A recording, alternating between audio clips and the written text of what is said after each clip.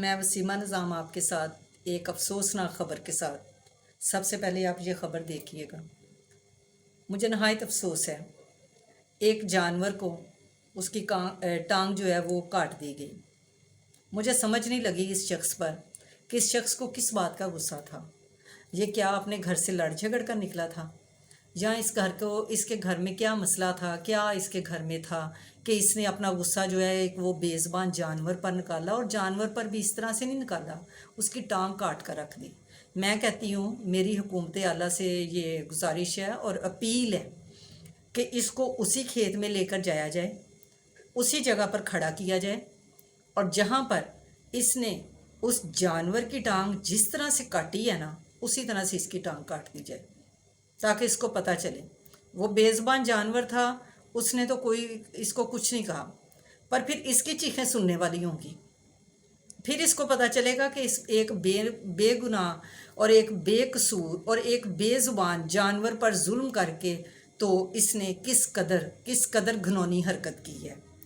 میں کہتی ہوں کہ اس کو، اگر تو یہ مسلم ہے تو اس کو دائرہ اسلام سے خارج کر دیا جائے، اس وجہ سے کیونکہ اس نے وہاں پر تو ایک جانور کے لیے ایک اس قدر بڑا پیغام ہے کہ کوئی بھی جو جانور ہے وہ بھوکا نہیں مرا، اور اگر بھوکا نہیں مرے گا، اگر وہ مرے گا تو اس کا خلیفہ ذمہ دار ہے۔ تو اگر اس شخص کا وہ کھیت تھا، تو اگر وہ بھوکا جانور، بھوکا اونٹ تھا، وہ اس کے کھیت میں آ گیا تھا، اسے نہیں تھا پتہ کہ اس کھیت میں آنے کے لیے اسے کسی پاسپورٹ کی ضرورت ہے، کسی ویزے کی ضرورت ہے، اسے کوئی اپنا NOC دکھانا پڑے گا، پھر آنا پڑے گا۔ وہ بیچارہ بے زبان جانور تھا۔